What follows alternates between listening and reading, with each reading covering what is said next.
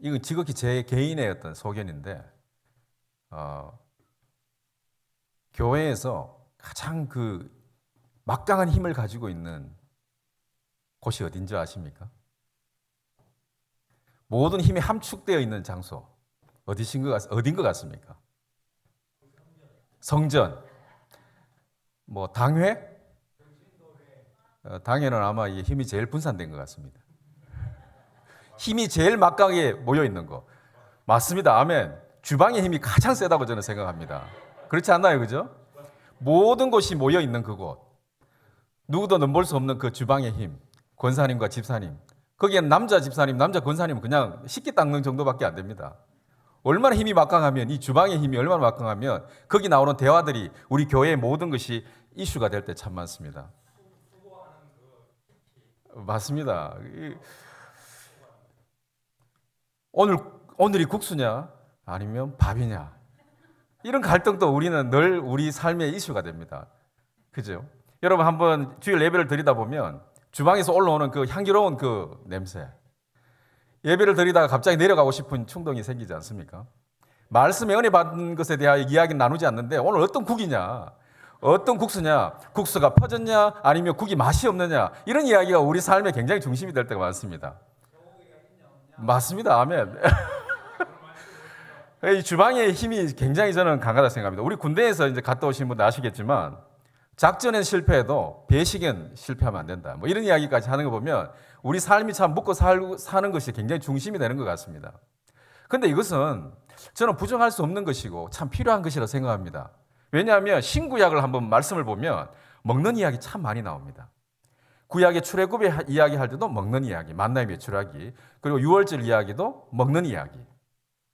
여러분 그 야곱과 에서의 관계 속에서 어떤 문제가 있었나요? 바로 이제 이 팥죽, 이 먹는 이야기가 나옵니다. 예수님도 마찬가지시죠. 예수님과 제자들과 나눌 때 먹는 이야기 참 많이 나옵니다. 오늘 성찬식 하셨지 않습니까? 이것도 역시 빵과 포도주를 통하여서 그분의 어떤 몸과 피를 이야기를 하셨다는 것이죠. 사실 먹는 이야기 참 중요합니다. 그래서 식당에서 우리가 어떤 음식을 먹었냐, 이 잘 먹었냐. 그래서 만약에 예를 들어 이 식당 안에서 여러분 밥이 중요하냐, 국수가 중요하냐, 이 대결 구도로 가는 순간 굉장히 힘들어집니다. 그러나 이게 조화를 이루게 되면 굉장히 교회 안에서 우리가 기뻐할 수 있는 것이죠. 말씀에 은혜 받는 것보다 뜨거운 국 한 잔에 그 따뜻함의 그 국이 어떨 때는 힘이 될 때 있지 않습니까? 그런데 오늘 본문 말씀을 감아보면 먹는 부엌에서 일어난 사건입니다. 마르다와 마리아가 지금 현재 어디에 있나요? 부엌에 있습니다. 이 주방에 있다라는 것이죠. 이 주방에서 일어난 사건을 지금 오늘 두 자매의 이야기를 가지고 오늘 말씀을 전하고 있습니다. 그래서 오늘 한번 마르다와 마리아가 있었던 이 주방으로 한번 들어가 보시면 좋겠습니다. 어떤 이야기가 이루어지는지. 먼저 오늘 이 주방을 통해서 우리가 이 마르다와 마리아가 있는, 예수님과 함께 있는 이 공간에서 먼저 마르다는 어떤 영성, 어떤 영적인 삶을 가지고 있었는가라는 생각을 한번 해볼 수가 있습니다. 오늘 40절 말씀 우리 한번 같이 읽도록 하겠습니다. 시작. 마르다는 준비하는 일이 많아 마음이 분주한지라. 여기까지만 읽겠습니다. 예, 여기 40절까지요. 전반전까지만. 자, 이제 지금 오늘 본문의 말씀에는 마르다가 지금 현재 분주하다고 했습니다. 뭐 때문에요? 많은 일 때문에. 지금 마르다의 어떤 삶이 한순간, 이 순간만 분주한 것이 아니라 어떻게 보면 마르다가 굉장히 이제 이제 마리아의 언니였기 때문에 일을 많이 했던 것 같습니다. 그래서 마르다의 어떤 삶은 어떻게 보면 분주한 삶을 사는 어떤 것이 하나의 패턴이 되어 있지 않았나 하는 생각도 해볼 수가 있습니다. 아니면 그날 뭐 분주할 수도 있고요. 자, 어쨌든 이 모습 속에는 마르다의 모습을 잘 표현하고 있습니다. 그러나 여러분 잘 우리가 기억해야 될 것은 분주함과 역동성은 다른 이야기입니다. 우리가 삶 삶에서 굉장히 분주할 때는 있지만 역동성을 잃어버릴 때가 있다는 것이죠. 오늘 이 마르다를 통하여 오늘 우리의 모습을 한번 봤으면 좋겠습니다. 마르다의 어떤 모습에는 굉장히 외향성이 있는 것 같습니다. 뭔가 많은 일을 하려고 했다는 것이죠. 그런데 어떤 면에서는 이 외향성적인 측면에서 굉장히 산만하다는 사실을 마르다의 모습 속에 나타나 있습니다.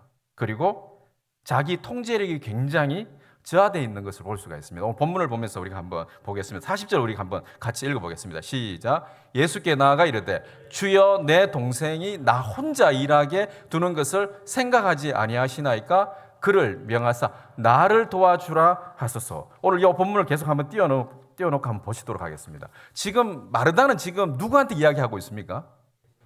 예수님한테. 분주한 마르다. 자기가 직접 동생에게 나와서 우리 같이 일하자 하면 될 텐데 지금 뭔가 화가 난 것 같습니다. 수가 털린 것 같습니다. 자, 그렇죠? 예수님. 그러니까 지금 마르다의 그 분주하면 예수님도 눈에 보이지 않는 거죠. 왜냐하면 예수님을 시켜가지고 누구를 지금 이야기하고 있습니까? 마리아가 빨리 주방으로 들어오게 하라는 것이죠. 우리 가끔씩 그럴 때 있지 않습니까? 제가 주방 일을 하다가 굉장히 화가 나면 남 시켜가지고 빨리 주방에 들어오게 해서 빨리 같이 일하자라고 해본 적은 없으신가요? 왜냐하면 이 마음속에는 지금 현재 뭐가 수가 털려 있습니다. 그런데 여기 가만 보면은 내 동생이 나 혼자 두는 것, 나를 뭐뭐 하는 것, 이 나에 대한 이야기가 너무 많다는 것이죠. 이 마르다의 중심은 예수님도 아니고 동생도 아니고 누구의 중심을 두고 있습니까? 나 자신에게, myself라는 거죠. 내 셀프, 나에 대해서 관심이 너무 많은 겁니다. 그래서 이 마음이 불편하니까 지금 현재 예수님을 시켜가지고 예수님도 눈에 안 보이는 거죠. 여러분 저기 주여라는 이 단어는 원어를 보면은 주님이라는 어떤 극존칭을 쓴 것이 아니라 그냥 선생 정도의 표현입니다. 마리아가 예수님을 보는 관점하고 이 마르다가 이 예수님을 보는 관점이 지금 다르다는 것이죠. 그래서 주여라고 하는 것은 어떤 그냥 이제 주인한테 어떤 자기보다 좀 높은 위치에 있는 사람에게 높여서 하는 이야기지만 저기의 뉘앙스 속에는 굉장히 천천히 내 동생이 와서 이 주방 일 도와주게 해주세요라고 한 이야기가 아니라 굉장히 화가 나서 예수님 지금 뭐 하고 있냐고, 동생하고 지금 저렇게 노닥거릴 시간이 있냐고, 지금 내가 얼마나 지금 많은 일을 하는데 좀 도와주게 해주세요라고 그렇게 표현한 내용이라는 것이죠.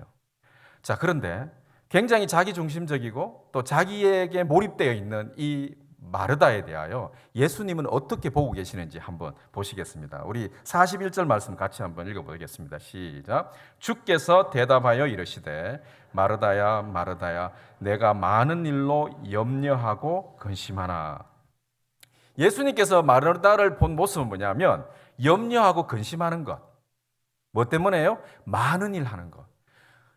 우리가 가끔씩 보면 너무 많은 일을 할 때 지칠 때가 참 많습니다. 이것저것 다 해버리려고 하는 것이죠. 왜 그럴까요? 내 마음이 분주하기 때문에, 불안하기 때문입니다. 그래서 예수님께서 지적한 것이 뭐냐면 염려하고 근심한다라고 표현했는데 이게 원어에 보면, 이 영어의 표현에 보면 worried and upset라고 되어 있습니다. 이 다시 표현하면 염려하고 불안하다, 화가 났다라는 뜻입니다.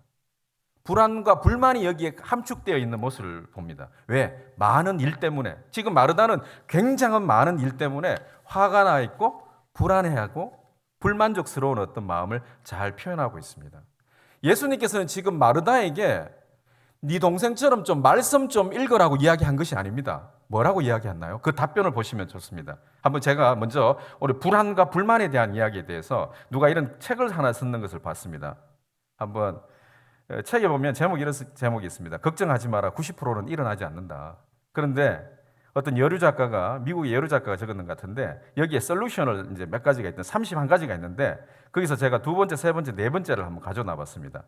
사람이 불안하고 근심할 때 이 문제를 어떻게 하면 좋을까 했을 때 두 번째 솔루션이 자신의 내면을 지배하라. 세 번째는 현재 열심히 살아가라.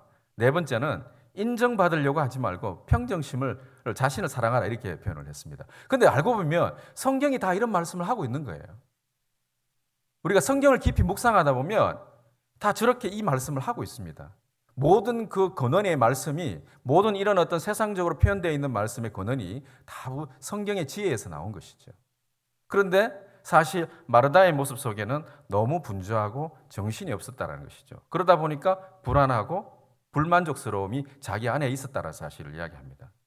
예수님이 본 마르다의 모습인 거죠. 뭐 때문에? 많은 일 하려고. 여러분, 하나님께서 우리에게 주어진 달란트 일을 잘 감당하는 거 정말 중요합니다. 제가 이렇게 이야기하면 나는 지금 이제 일 안 할 거야 라고 이렇게 해석하시면 안 됩니다. 여러분, 하기 싫어서 하지 않는 것과 너무 많이 하려고 하는 그 욕심은 어떻게 보면 똑같은 이야기일지도 모릅니다. 결과적으로는 아무것도 할 수 없다는 것이죠. 분주하기 때문에, 많은 것을 하려고 하기 때문에. 그런데 이제 마르다에 대하여 답변을 지금 예수님께서 하시는데 어떤 답변을 하셨는지 42절 말씀을 같이 한번 보겠습니다. 우리 시작. 몇 가지만 하든지 혹은 한 가지만이라도 족하니라. 마리아는 이 좋은 편을 택하였으니 뺏기지 아니하리라 하시니라. 아멘. 뭐라고 답변하셨습니까? 한 가지만 하라는 것이죠. 지금 뭐냐면 우리는 생각에 여러 가지 많이 하려고 할 때 우리는 욕심에 부딪힐 수밖에 없습니다. 자, 뭘 하든지. 그러나 여기서 예수님께서는 너도 마리아처럼 내 옆에 와서 말씀을 들으라고 이야기한 것이 아니라 한 가지 일, 그 일에 집중하라는 것이죠. 이 말은 뭐냐면 여러 가지 많이 하려고 욕심을 내다 보면 이제 자기 중심적으로 변하는 것이죠. 내 의가 나타나는 것입니다. 나를 도와주지 않는 사람들이 다 미워 보이는 겁니다. 하나님의 영광을 위해서 하는 것이 아니라 나를 위해서 일을 하게 되고 내가 중심이 된다는 것이죠. 여러분, 왜 마리아에게 이 이야기를 안 하셨을까요? 왜 너가 하나님 말씀을 듣고 네 동생처럼 내 옆에 와서 그 말씀을 들으라고 하지 않았냐 하면 일단 하나님 말씀을 듣기 전에 무엇이 사라져야 됩니까? 마르다에게는 분주함과 불안함이 사라져야 됩니다. 옛날 우리 중세 교부들이나 그 교대 교부들이 하나님 앞에 영적인 성장을 나아갈 때 세 단계로 이렇게 함축시켰습니다. 그게 뭐냐면 정화, 조명, 연합이라는 단어를 씁니다. 정화되어지고 조명되어지고 연합되어진다. 하나님 앞에 영적인 성장의 이 세 단계를 이야기하면서 이것은 오늘날 우리 개혁교회에서는 성화라고 이야기합니다. 성화의 작업이 일어나는 그 과정의 첫 단계가 뭐냐면 정화 작업이라는 것이죠. 깨끗해져야 된다는 겁니다. 그리고 말씀을 통하여 조명되어지고 그 다음 하나님 앞에 연합되어져 가고 그분과 동행하는 삶이 이루어진다라고 해서 영적인 3단계, 영적인 성장의 3단계를 이렇게 이야기를 하고 있습니다. 즉 마르다의 지금 현재 이야기는 하나님의 말씀을 듣기 전에 뭐가 필요한 것입니까? 불필요한 일을 잘 잘라내 버려야 되는 것이죠. 여러 일들을 모든 것을 다 하려고 하는 이 마르다의 마음. 정화가 먼저 돼야 된다는 것이죠. 그런데 알고 보면 이 정화가 되어질 수 있는 것도 말씀을 통하여 정화가 되어질 수 있습니다. 사실 어떤 의미에서 보면 너도 너 동생처럼 하나님 말씀에 깊이 머물러라는 것이죠. 네가 다 하려고 하지 말라는 것이죠. 어떤 면에서는 선택과 집중을 하라는 것입니다. 분주하게 뭘 많이 하려고 하는 것이 아니라 하나님이 주시는 그 능력 안에서 선택하고 집중해서 주의 영광을 위하여 살아라는 것이죠. 혹시 여러분 그 삼성 야구 선수 중에 박승민 선수라는 선수가 있습니다. 지금은 이제 한국 프로야구는 은퇴해가지고 아마 제가 기억으로는 일본으로 가서 지금 이제 코치를 하고 있는 걸로 알고 있는데 박승민 선수가 굉장히 뛰어난 타격력을 가지고 있습니다.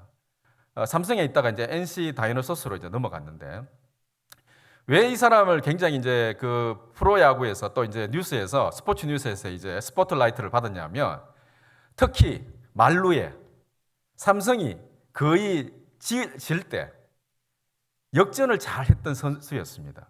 그러니까 이제 막판을 잘 뒤집은 선수죠. 거의 뭐 2사 만루에 안타를 친다든지 홈런을 치는 그런 어떤 전적이 참 많았습니다. 그래서 한 번에 인터뷰를 했는데 박성민 선수에게 물었습니다. 당신은 어떻게 그렇게 이 막판에 참 이 홈런을 잘 치고 안타를 잘 쳐서 역전을 잘 시켰냐고 이렇게 이야기를 물었습니다. 왜 그렇게 물었을까요? 여러분, 이 선수들이 제일 그 안타를 치기가 힘든 시기가 뭐냐면 자기 팀이 지금 현재 역전되어 있는 상태고 또 이제 아웃카운트 1개 남겨놓고 모든 그 야구를 보러 온 사람들이 자기에게 다 집중하고 있는 것이죠. 자기의 반대편에 있는 사람들은 어떻게 합니까?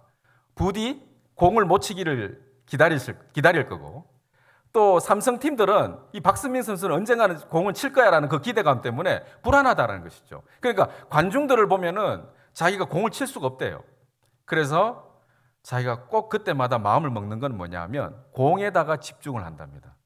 그런 마음을 먹고 간답니다. 그래서 공에 집중했을 때 자기가 그 타격감이 확실히 잘 나타났다라는 그런 어떤 인터뷰를 한 것을 들었습니다. 여러분, 우리가 많은 것을 할 때 뭔가를 많은 것을 얻으려고 하지만 우리의 욕심일 수도 있습니다.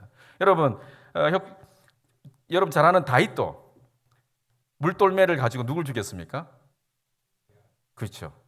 우리가 골리앗과 다윗의 관계를 보면 말씀을 한번 보겠습니다. 사무엘상 17절 49절 말씀인데 한번 같이 읽겠습니다. 시작. 손을 주머니에 넣어 돌을 가지고 물매로 던져 블레셋 사람의 이마를 치매 돌이 그의 이마에 박히니 땅에 엎드러지니라.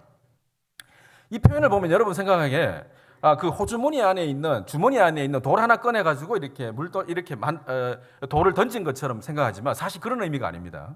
여기 정확한 어떤 의미를 가지면 영어 표현에 이렇게 되어 있습니다. Taking out a stone이라 되어 있습니다. 그러니까 자기 주머니 속에 돌이 여러 개 있었다라는 것이죠.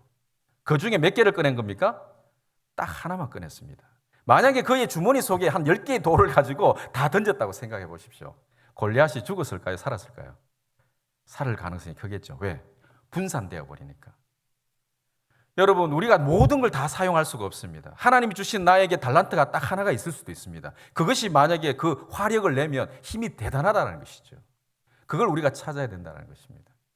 오늘 지금 다윗이 골리앗을 죽일 수 있었던 것은 여러 돌을 던진 것이 아니라 그 중에 딱 하나를 던지게 되었다는 것이죠. 오늘 예수님께서는 마르다가 분명히 잘하는 일이 있었습니다. 열심히 뭔가를 먹이려고 하고 애쓰는 그 마르다의 진정한 모습이 있었다는 것이죠. 그런데 그의 진정성과 그의 열심이 다 망가지는 이유가 뭐였습니까? 분주하고 많은 것을 하려고 하고 불안하고 불만이 가득했기 때문입니다. 우리가 주방일도 그렇습니다. 하나님 안에서 기뻐하고 내가 열심히 하면 되는데 이것이 왜 내 혼자만 해야 되느냐라는 어떤 그런 숙제가 내 마음속에 들어오면 시험이 들기 참 쉬운 장소가 바로 주방입니다. 그런데 여기에 마음이 다 하나가 되면 주방만큼 행복한 곳이 없지 않습니까? 우리가 늘 음식을 잘 먹으면 그 하루가 행복해지듯이 오늘 주일날 우리가 음식을 맛있게 먹으면 이 오후 예배도 참 은혜 가운데 말씀을 들을 수 있지만 그날 밥을 제대로 못 먹고 퍼진 국수를 먹는다든지 퍼진 밥을 먹으면 어떻습니까? 늘 그것이 일주일 내내 우리가 이 얘기하고 다닐 수도 있다는 것이죠. 아무튼 우리가 마음이 영집되고 하나가 될 때 무엇을 먹든 즐거울 수가 있습니다. 그러나 이 마음이 분산되고 왜 내 말을 듣지 않느냐? 왜 내가 하는 일에 너희들은 집중하지 않느냐라고 우리가 마음을 불편한 마음을 먹을 때 그것은 결코 은혜로운 일이 될 수 없다는 것이죠. 자, 그렇다면 마리아의 영성은 어떤 영성이었나? 우리 한번 보겠습니다. 40절 말씀 우리 같이 한번 읽겠습니다. 시작. 그에게 마리아라 하는 동생이 있어 주의 발치에 앉아 그의 말씀을 듣더니라고 했습니다. 마리아는 어떤 영성을 가지고 있습니까? 언니와 다르죠. 정반대입니다. 그리스도의 말씀 안에 머물렀다라는 것입니다. 이게 어떻게 보면 우리 신앙의 출발점입니다. 우리가 만약 하나님의 말씀을 머물지 아니하고 그냥 일부터 하겠다고 정신없이 뛰어들 때 그것은 결과적으로 하나님의 영광을 위해서 한 것이 아니라 나중에 이것이 나로 하여금 힘들게 하고 무거운 짐이 된다는 것이죠. 마리아의 영성, 주의 발치에 앉아 그의 말씀을 들었다는 것입니다. 먼저 듣는 여인이었습니다. 어떻게 보면 내적으로 굉장히 능동적인, 그리고 이런 상황 속에서도 언니가 지금 불만이 가득 차 있는 상황 속에서도 주의 말씀을 듣겠다고 그 발치에 앉아 있는 이 마리아의 그 여인의 모습, 저는 생각에 내면이 굉장히 강한 것 같습니다. 한번 생각해 보십시오. 여러분, 다른 사람이 열심히 일하고 있는데 내가 혼자 와서 주의 말씀을 듣겠다고 올라와 있는데 여러분 얼마나 불안하겠습니까? 혹시 저 사람들 나를 지금 내 혼자 지금 말씀 듣는다고 생색낸다 그러면서 혹시 나를 욕하지는 않을까? 이런 마음 먹지 않을까요? 여러분, 그러나 마리아는 그보다 더 하나님의 말씀을 듣기를 애썼다라는 것에 우리는 오늘 이 말씀을 집중해 볼 수가 있습니다. 자, 그러면 마르다와 마리아를 한번 대조를 해보겠습니다. 어떤 차이점이 있었는지 38절 말씀 우리 한번 보겠습니다. 시작. 한 절 읽을게요. 그들이 그 길 갈 때에 예수께서 한 마을에 들어가심에 마르다라 이름하는 한 여자가 자기 집으로 영접하더라 했습니다. 이 집을 영접한 사람은 누구였습니까? 마르다였습니다. 어떻게 보면 이 집의 주인은 언니였는지도 모르겠습니다. 그런데 이 집의 문을 열었는 사람은 누구였다는 것이죠? 마르다였습니다. 그러나 마음의 문을 연 여인은 누구였습니까? 마리아였습니다. 저는 이 두 가지가 다 되었으면 좋겠습니다. 사실 마음의 문이 열리지 않는 상태에서 집을 문을 연다는 것은 억지로 열은 것이죠. 우리의 신앙도 마찬가지입니다. 하나님 앞에 나아갈 때 우리가 마음의 문이 열릴 때 우리가 하나님 앞에 물질도 드리고 우리의 어떤 헌신된 삶을 살 수 있지만 여러분 우리가 형식적으로 외향적인 것으로 열심히 할 때 마음의 문이 안 열린 채로 할 때 우리는 어떻게 됩니까? 수가 틀립니다. 그래서 수를 바로잡아야 되겠죠. 억지로 하다 보면 이게 화가 나고 불만이 생기고 염려, 근심이 내 안에 있습니다. 혹시 이거 가지고 내가 1년 해야 되는 거 아닌가? 2년 해야 되는 거 아닌가? 이거 구역장 하다가 이거 평생 구역장 하는 거 아닌가? 라는 불안한 감이 생긴다는 것이죠. 선교 회장하는데 내가 1년을 하는데 여기서 그만둬야 되는데 혹시 내년에 또 하라 하면 어떡할까? 막 이런 불안감이 저한테는 막 다가오는 것입니다. 왜 그럴까요? 저는 그렇게 생각합니다. 만약 여러분들이 그것이 하기 싫다면 하나님 앞에 먼저 기도하십시오. 사람 앞에 가가지고 내 내년에 이거 안 할 거라면서 화내고 짜증낼 일이 아니라 왜 하나님이 나를 이걸 시키셨는지 그것을 먼저 생각하고 그 다음에 내가 이것을 하지 않을 분명한 명분이 있다면 하나님 앞에 기도하십시오. 그러면 하나님께서 적절히 그것을 그만두게 해 주실 겁니다. 그러나 우리는 너무 쉽게 나의 판단대로 내가 원하는 대로 말하고 행동한다라는 것이죠. 이게 바로 마르다의 모습이었습니다. 이걸 가지고 예수님 말씀하신 거지 예수님이 부엌에 가서 열심히 요리하는 부부를 가지고 네 여기 와서 내 말씀 안 듣고 지금 뭐 하고 있느냐라고 야단친 게 아니라는 것이죠. 마르다는 너무 분주했습니다. 그러나 집의 문은 열었지만 마음의 문을 열지 못한 마르다. 그러나 마리아는 마음의 문을 열었다는 것입니다. 왜 그럴까요? 예수님을 그만큼 사모했고 그 말씀을 기이 여겼기 때문입니다. 자, 그 다음에 두 번째로 한번 39절 말씀 한번 읽겠습니다. 시작. 그에게 마리아라 하는 동생이 있어 주의 발치에 앉아 그의 말씀을 듣더니라고 했습니다. 마르다는 말하는 여자였습니다. 그러나 마리아는 어떤 여인이었습니까? 듣는 여자였습니다. 말을 많이 한다는 것, 불필요한 말을 많이 할 때 우리는 마음이 불안하기 때문입니다. 오늘 마르다를 한번 보십시오. 나를 위하여 내 동생에게 말하십시오. 예수님도 시키는 거죠. 여러분 우리가 화가 나면 예수님한테 화를 내고 왜 예수님한테 삿대질을 하고 하나님 앞에 왜 이렇게 나를 이 모양으로 놔두셨습니까? 라고 이야기한다라는 것이죠. 오늘 마르다의 모습 속에는 그 불만과 불안이 가득할 때 그런 표현을 하게 되어 있다라는 것입니다. 왜 그럴까요? 듣지 않기 때문입니다.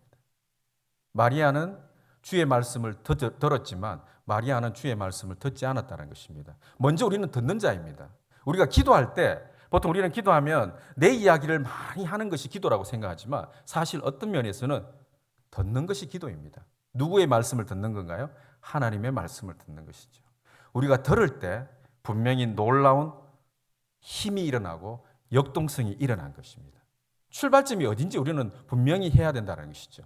많은 일을 하고 분주한 것이 나의 출발점인지 아니면 주의 말씀을 듣는 것이 나의 출발점인지 그것을 우리가 생각해 봐야 된다는 것이죠. 우리가 교회 학교도 봉사하고 여러 봉사를 하지만 제가 가끔씩 보면 어떤 교회는 보면 교회 학교 봉사한다고 부서에 가서 예배를 드리는 것이 주일 예배인 것처럼 생각하는 분들이 있습니다. 공예배를 꼭 참석하셔야 됩니다. 1부 예배든 2부 예배든. 그런데 늦어서 그냥 부서에 가서 앉아 있는 것이죠. 그것은 예배가 아니라는 것이 아닙니다. 왜냐하면 이미 그 마음속에는 공예배에 주시는 하나님의 은혜를 그냥 간과해버린다는 것입니다. 분명히 하나님께서는 우리 교회를 통하여 공예배를 통하여 주시는 은혜가 분명히 있습니다. 말씀을 내가 선택해서 듣는 것이 아니라 그것은 들어야 된다는 것이죠. 내 욕심에 차여서 내가 원하는 말씀을 듣겠다 하는 순간 이제 신앙은 삐뚤어져 가기 시작합니다. 여러분, 하나님이 우리 교회 안에 주시는 우리 담임 목사님 말씀을 통하여 주시는 그 공예배에 여러분 집중하시기 바랍니다. 우리 교회 학교 섬기시는 분들 또 교회 일을 하다 보면 그것을 놓치는 분들이 있다는 것이죠. 그래서 1부 예배, 2부 예배, 3부 예배 어쨌든 우리가 드릴 수 있는 그 시간에 꼭 드리는 것이 우리가 참 중요하다는 것입니다. 여러분, 우리의 참된 영성은 뭘까? 바로 복음적인 영성입니다. 주의 안에 머무는 것이죠. 우리 한번 요한복음 15장 5절 말씀을 한번 같이 읽겠습니다. 시작. 나는 포도나무요 너희는 가지니 저가 내 안에 내가 저 안에 있으면 이 사람은 과실을 많이 맺나니 나를 떠나서는 너희가 아무것도 할 수 없느니라. 여러분, 우리는 마음속에 어떤 마음이 있습니까? 주님 떠나도 나는 열심히 할 수 있습니다라고 생각하지 않습니까? 오늘 이 본문 말씀, 오늘 이 요한복음 15장 5절 말씀에는 저가 내 안에 있고 내가 저 안에 있어야만이 너희들이 많은 과실을 맺는다는 겁니다. 그런데 우리가 주님 안에 거하지 않으면서 과실을 많이 맺는 것, 그것은 주님이 원하는 과실이 아닐 수도 있습니다. 내 욕심의 결과일 수도 있다는 것이죠. 그래서 오늘 우리는 하나님의 말씀에 머무는 그 말씀 안에 들어가는 그것이 필요하다고 이야기합니다. 옛날 사람들이 성경 말씀을 묵상할 때 그 성경이 말하는 그 성경의 자체가 힘이 있다고 이야기합니다. 왜냐하면 그 성경 말씀 자체가 하나님의 말씀이고 그것이 살아서 움직이고 있기 때문이죠. 그래서 그 말씀이 내 안으로 들어와서 내 안에 있는 여러 악한 생각과 더러운 생각들을 정화시켜 나가는 것입니다. 심령이 가난한 자는 복이 있나니 천국이 저희 것임이라는 이 말이 내가 심령이 가난해져야지라고 하는 말이 아니라 그 말씀 자체가 내 안에 들어와서 그 자체가 나를 움직이고 역동성 있게 정화시켜 나가고 하나님을 향해 나가는 것을 말했다라는 것이죠. 그래서 우리가 매일 말씀을 묵상하는 이유가 거기에 있습니다. 말씀 안에 머무는 것이 우리가 먼저 시작해야 할 것이고 그 말씀을 통하여서 우리가 역동성을 얻을 때 주의 일을 감당할 수 있다라는 것이죠. 오늘 우리가 마지막으로 한번 봐야 될 말씀은 뭐냐 하면 우리 마가복음 26장 12절에서 13절 말씀을 우리 같이 한번 읽겠습니다. 시작. 이 여자가 내 몸에 이 향유를 부은 것은 내 장례를 위하여 함이니라. 내가 진실로 너희에게 이르노니 온 천하에 어디서든지 이 복음이 전파되는 곳에서는 이 여자가 행한 일도 말하여 그를 기억하리라 하시니라. 아멘. 이 여인은 누구입니까? 바로 마리아입니다. 마르다가 아니라는 것이죠. 전부를 드려버렸습니다. 마리아가 하나님의 말씀, 그리스도의 말씀에 머물렀기 때문에 그가 가지고 있던 모든 재산을 다 드리고도 아까워하지 않았다는 것입니다. 그런데 우리 안에 말씀이 머물지 않으면 하나님 앞에 드리는 것 자체가 아까울 때가 있습니다. 그렇지 않습니까? 그죠? 그래서 하나님, 이것은 어떻게 보면 나의 문제라고, 너의 문제가 아니라 우리 모두의 문제이기 때문에 인간은 그럴 수밖에 없습니다. 인간은 타락한 존재입니다. 오늘 우리 목사님께서 오전에 말씀 가운데서도 인간 자체가 어느 누구도 인간을 비판할 수가 없습니다. 우리 모두가 그렇기 때문입니다. 우리가 은혜가 떨어지고 하나님의 말씀이 내 안에 살아 움직이지 않으면 만 원 내는 것도 힘듭니다. 10만 원 내는 것은 은혜를 받을 때 안 할 수 있지만 은혜를 받지 않으면 그 말씀이 내 안에 살아 움직이지 않으면 만 원을 내도 천 원을 내도 아까울 때가 있다는 것이죠. 여러분이 자녀를 사랑할 때 내 돈이 아깝지 않지 않습니까? 그런데 내 자녀가 미울 때가 있습니다. 어떻습니까? 돈 아까우시죠? 아무튼 우리의 마음속에 하나님을 사랑하는 마음과 그 은혜가 가득하면 수치에 관련이 없습니다. 그런데 은혜가 떨어지면 자꾸 수치를 따지기 시작합니다. 이때는 이게 필요해. 이때는 저게 필요해. 여러분, 하나님의 일은 우리 인간의 힘으로 하는 것이 아니라 하나님께서 주신 그 범위만큼 우리에게 주신 그 달란트대로 우리는 일을 해야 되는 것이고 그 은혜 받은 대로 살아간다는 것이죠. 오늘 여기 마리아를 한번 보십시오. 이 마리아가 놀라운, 예수님께서는 세상의 복음이 전파되는 곳에 이 여인이 한 일을 전파되리라. 이것처럼 놀라운 실천적인 삶이 어디 있겠습니까? 그것은 이 마리아가 열심히 뭔가를 음식을 만들고 자기가 원한 대로 뭔가를 실천했어가 아니라 그 말씀 안에 머물렀기 때문에 그 몸 자체가 그 영적인 삶이 그렇게 되어버린 것이죠. 즉 말씀이 육신이 된 것처럼 우리가 주시는 하나님 말씀이 내 삶에 전적으로 변화를 일으키지 않으면 우리는 이러한 어떤 실천을 해 나갈 수가 없다는 것입니다.